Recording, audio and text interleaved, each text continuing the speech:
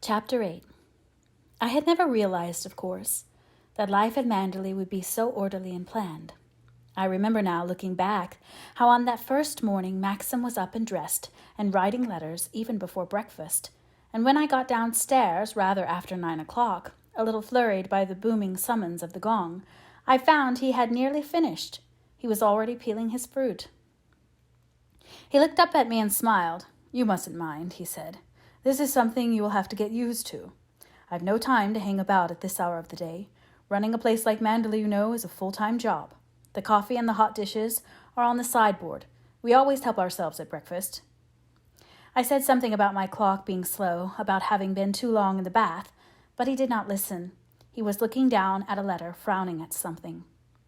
How impressed I was, I remember well, impressed and a little overawed by the magnificence of the breakfast offered to us. There was tea in a great silver urn, and coffee too, and on the heater, piping hot, dishes of scrambled eggs, of bacon, and another of fish. There was a little clutch of boiled eggs as well, in their own special heater, and porridge in a silver porringer. On another sideboard was a ham and a great piece of cold bacon, and there were scones too on the table, and toast, and various pots of jam, marmalade, and honey, while dessert dishes piled high with fruit stood at either end. It seemed strange to me that Maxim, who in Italy and France had eaten a croissant and fruit only, and drunk a cup of coffee, should sit down to this breakfast at home, enough for a dozen people, day after day, probably year after year, seeing nothing ridiculous about it, nothing wasteful. I noticed he had eaten a small piece of fish. I took a boiled egg, and I wondered what happened to the rest, all those scrambled eggs, that crisp bacon, the porridge, the remains of the fish. Were the menials, I wondered, whom I should never know, never see, waiting behind kitchen doors for the gift of our breakfast? Or was it all thrown away, shoveled into dustbins? I would never know, of course. I would never dare ask. "Thank the Lord I haven't a great crowd of relations to inflict upon you," said Maxim. "A sister I very rarely see, and a grandmother who is nearly blind. Beatrice, by the way, asks herself over to lunch. I half expected she would. I suppose she wants to have a look at you." "Today?" I said, my spirits sinking to zero. "Yes, according to her letter I got this morning. She won't stay long. You'll like her, I think. She's very direct, believes in speaking her mind. No humbug at all. If she doesn't like you, she'll tell you so to your face." I found this hardly comforting, and wondered if there was not some virtue in the quality of insincerity. Maxim got up from his chair and lit a cigarette. "I've a mass of things to do this morning. Do you think you can amuse yourself?" he said. "I'd like to have taken you round the garden, but I must see Crawley, my agent. I've been away from things too long. He'll be in to lunch, too, by the way. You don't mind, do you? You will be all right?" "Of course," I said. "I shall be quite happy." Then he picked up his letters and went out of the room, and I remembered thinking this was not how I imagined my first morning. I had seen us walking together, arms linked, to the sea, coming back rather late and tired, and happy to a cold lunch, alone, and sitting afterwards under that chestnut tree I could see from the library window. I lingered long over my first breakfast, spinning out the time, and it was not until I saw Frith come in and look at me from behind the service screen that I realized it was after 10 o'clock. I sprang to my feet at once, feeling guilty, and apologized for sitting there so late, and he bowed, saying nothing, very polite, very correct, and I caught a flicker of surprise in his eyes. I wondered if I had said the wrong thing. Perhaps it did not do to apologize. Perhaps it lowered me in his estimation. I wished I knew what to say, what to do. I wondered if he suspected, as Mrs. Danvers had done, that poise and grace and assurance were not qualities inbred in me, but were things to be acquired, painfully perhaps, and slowly, costing me many bitter moments. As it was, leaving the room, I stumbled, not looking where I was going, catching my foot on the step by the door, and Frith came forward to help me, picking up my handkerchief, while Robert, the young footman, who was standing behind the screen, turned away to hide his smile. I heard the murmur of their voices as I crossed the hall, and one of them laughed. Robert, I suppose. Perhaps they were laughing about me. I went upstairs again to the privacy of my bedroom, but when I opened the door, I found the housemaids in there doing the room. One was sweeping the floor, the other dusting the dressing table. They looked at me in surprise. I quickly went out again. It could not be right, then, for me to go to my room at that hour in the morning. It was not expected of me. It broke the household routine. I crept downstairs once more, silently, thankful of my slippers that made no sound on the stone flags, and so into the library, which was chilly, the windows flung wide open, the fire laid but not lit. I shut the windows and looked round for a box of matches. I could not find one.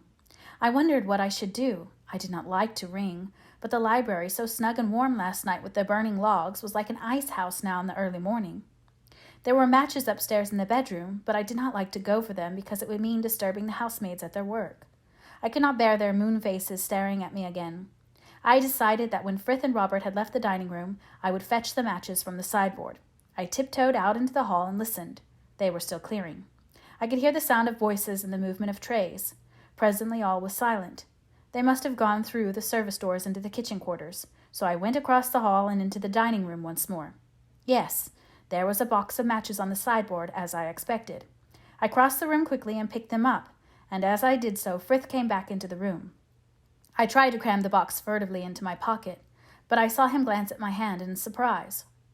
"Did you require anything, madame?" he said. "Oh, Frith," I said awkwardly, "I could not find any matches." He at once proffered me another box, handing me the cigarettes too at the same time. This was another embarrassment, for I did not smoke. "No, the fact is," I said, "I felt rather cool in the library. I suppose the weather seems chilly to me after being abroad, and I thought perhaps I could just put a match to the fire." "The fire in the library is not usually lit until the afternoon, madame," he said. "Mrs. De Winter always used the morning room. There is a good fire in there. Of course, if you should wish to have the fire in the library as well, I will give orders for it to be lit." "Oh, no," I said. "I would not dream of it. I will go into the morning room. Thank you, Frith." "You will find writing paper and pens and ink in there, madame," he said. "Mrs. De Winter always did all her correspondence and telephoning in the morning room after breakfast. The house telephone is also there, should you wish to speak to Mrs. Danvers." "Thank you, Frith," I said. I turned away into the hall again, humming a little tune to give me an air of confidence. I could not tell him that I had never seen the morning room, that Maxim had not shown it to me the night before. I knew he was standing in the entrance of the dining room watching me as I went across the hall, and that I must make some show of knowing my way. There was a door to the left of the great staircase, and I went recklessly towards it, praying in my heart that it would take me to my goal. But when I came to it and opened it, I saw that it was a garden room, a place for odds and ends. There was a table where flowers were done. There were basket chairs stacked against the wall, and a couple of mackintoshes, too, hanging on a peg. I came out a little defiantly, glancing across the hall, and saw Frith still standing there. I had not deceived him, though, not for a moment. "You go through the drawing room to the morning room, madame," he said. "Through the door there on your right, this side of the staircase. You go straight through the double drawing room and turn to your left." "Thank you, Frith," I said humbly, pretending no longer. I went through the long drawing room as he had directed, a lovely room this, beautifully proportioned, looking out upon the lawns down to the sea. The public would see this room, I supposed, and Frith, if he showed them round, would know the history of the pictures on the wall, and the period of the furniture. It was beautiful, of course, I knew that, and those chairs and tables probably without price, but for all that I had no wish to linger there. I could not see myself sitting ever in those chairs, standing before the carved mantelpiece, throwing books down onto the tables. It had all the formality of a room in a museum, where alcoves were roped off and a chair beside the door. I went through then and turned to the left, and so on to the little morning room I had not seen before. I was glad to see the dogs there, sitting before the fire, and Jasper, the younger, came over to me at once, his tail wagging, and thrust his nose into my hand. The old one lifted her muzzle at my approach and gazed in my direction with her blind eyes. But when she had sniffed the air a moment, and found I was not the one she sought, she turned her head away with a grunt and looked steadily into the fire again. Then Jasper left me too, and settled himself by the side of his companion, licking his side. This was their routine. They knew, even as Frith had known, that the library fire was not lit until the afternoon. They came to the morning room from long custom. Somehow I guessed, before going to the window, that the room looked out upon the rhododendrons. Yes, there they were, blood-red and luscious, as I had seen them the evening before, great bushes of them massed beneath the open window, encroaching on the sweep of the drive itself. There was a little clearing, too, between the bushes, like a miniature lawn. The grass, a smooth carpet of moss, and in the center of this, the tiny statue of a naked faun, his pipes to his lips. The crimson rhododendrons made his background, and the clearing itself was like a little stage where he would dance and play his part. There was no musty smell about this room, as there had been in the library. There were no old, well-worn chairs, no tables littered with magazines and papers, seldom if ever read, but left there from long custom because Maxim's father, or even his grandfather perhaps, had wished it so. This was a woman's room, graceful, fragile, the room of someone who had chosen every particle of furniture with great care, so that each chair, each vase, each small infinitesimal thing should be in harmony with one another and with her own personality. It was as though she who had arranged this room had said, "This I will have, and this," taking piece by piece from the treasures in Manderley, each object that pleased her best, ignoring the second-rate, the mediocre, laying her hand with sure certain instinct only upon the best. There was no intermingling of style, no confusion of period, and the result was perfection in a strange and startling way, not coldly formal like the drawing-room shown to the public, but vividly alive, having something of the same glow and brilliance that the rhododendrons had, massed there beneath the window. And I noticed then that the rhododendrons, not content with forming their theatre on the little lawn outside the window, had been permitted to the room itself. Their great warm faces looked down upon me from the mantelpiece. They floated in a bowl upon the table by the sofa. They stood, lean and graceful, on the writing desk beside the golden candlesticks. The room was filled with them. Even the walls took color from them, becoming rich and glowing in the morning sun. They were the only flowers in the room, and I wondered if there was some purpose in it, whether the room had been arranged originally with this one end in view. For nowhere else in the house did the rhododendrons obtrude. There were flowers in the dining room, flowers in the library, but orderly and trim, rather in the background, not like this, not in profusion. I went and sat down at the writing desk, and I thought how strange it was that this room, so lovely and so rich in color, should be, at the same time, so businesslike and purposeful. Somehow I should have expected that a room furnished, as this was, in such exquisite taste, for all the exaggeration of the flowers, would be a place of decoration only, languorous and intimate. But this writing table, beautiful as it was no pretty toy where a woman would scribble little notes, nibbling the end of a pen, leaving it day after day in carelessness, the blotter a little askew. The pigeonholes were docketed, letters unanswered, letters to keep, household, estate, menus, miscellaneous, addresses, each ticket written in that same scrawling, pointed hand that I knew already. And it shocked me, even startled me to recognize it again, for I had not seen it since I had destroyed the page from the book of poems, and I had not thought to see it again. I opened a drawer at hazard, and there was the writing once more, this time in an open leather book, whose heading, Guests at Manderley, showed at once, divided into weeks and months, what visitors had come and gone, the rooms they had used, the food they had eaten.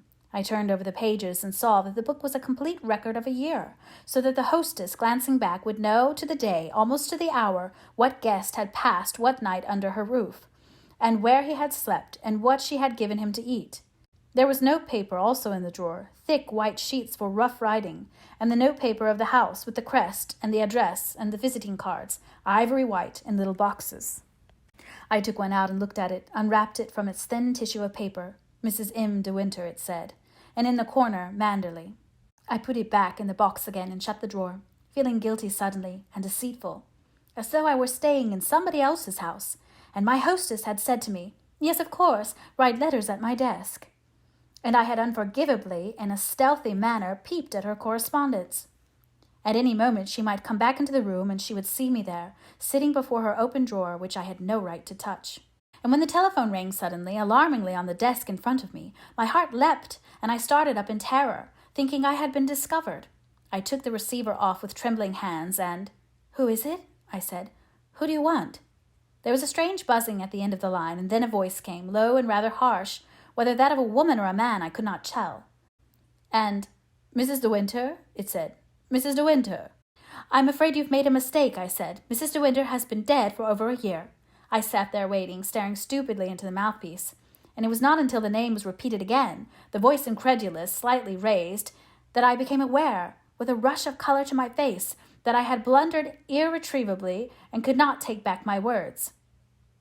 "It's Mrs. Danvers, madam," said the voice. "I'm speaking to you on the house telephone."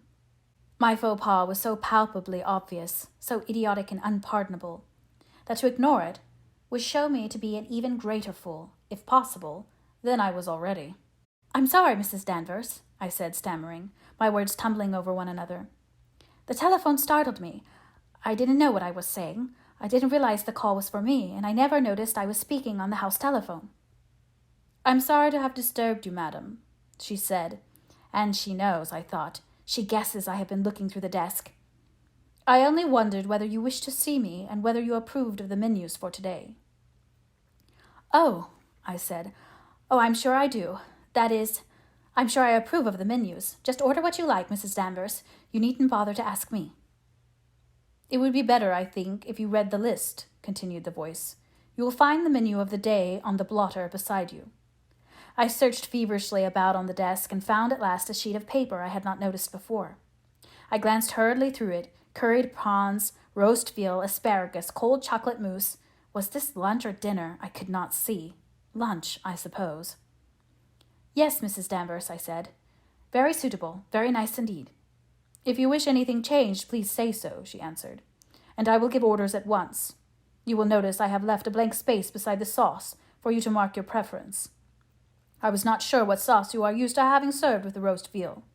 Mrs. De Winter was most particular about her sauces, and I always had to refer to her." "Oh," I said. "Oh, well, let me see, Mrs. Danvers. I hardly know. I think we had better have what you usually have, whatever you think Mrs. De Winter would have ordered." "You have no preference, madam?" "No," I said. "No, really, Mrs. Danvers." "I rather think Mrs. De Winter would have ordered a wine sauce, madame." "We will have the same then, of course," I said. "I'm very sorry I disturbed you while you were writing, madame." "You didn't disturb me at all," I said. "Please don't apologize." "The post leaves at midday, and Robert will come for your letters and stamp them himself," she said. "All you have to do is ring through to him on the telephone if you have anything urgent to be sent, and he will give orders for them to take it to the post office immediately." "Thank you, Mrs. Danvers," I said. I listened for a moment, but she said no more, and then I heard a little click at the end of the telephone, which meant she had replaced the receiver. I did the same. Then I looked down again at the desk and the note paper, ready for use, upon the blotter. In front of me stared the ticket pigeonholes, and the words upon them, "Letters unanswered, estate, miscellaneous," were like a reproach to me for my idleness. She who sat here before me had not wasted her time, as I was doing. She had reached out for the house telephone and given her orders for the day swiftly, efficiently, and run her pencil perhaps through an item in the menu that had not pleased her. She had not said, "Yes, Mrs. Danvers," and "Of course, Mrs. Danvers," as I had done. And then, when she had finished, she began her letters, 5, 6, 7 perhaps, to be answered, all written in that same curious slanting hand I knew so well. She would tear off sheet after sheet of that smooth white paper, using it extravagantly because of the long strokes she made when she wrote, and at the end of each of her personal letters she put her signature, Rebecca, that tall sloping R dwarfing its fellows. I drummed with my fingers on the desk. The pigeonholes were empty now.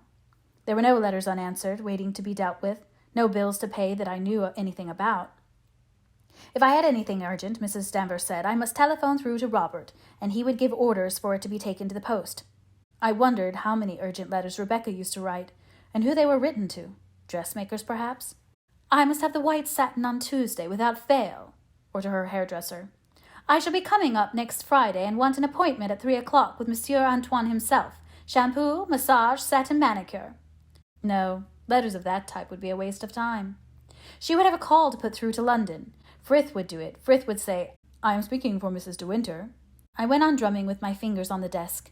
I could think of nobody to write to, only Mrs. Van Hopper, and there was something foolish, rather ironical, in the realization that here I was sitting at my own desk, in my own home, with nothing better to do than to write a letter to Mrs. Van Hopper, a woman I disliked, whom I should never see again. I pulled a sheet of note paper towards me. I took up the narrow, slender pen with the bright pointed nib. "Dear Mrs. Van Hopper," I began. And as I wrote, in halting, labored fashion, saying I hoped the voyage had been good, that she had found her daughter better, that the weather in New York was fine and warm, I noticed for the first time how cramped and unformed was my own handwriting. Without individuality, without style, uneducated even, the writing of an indifferent pupil taught in a second-rate school.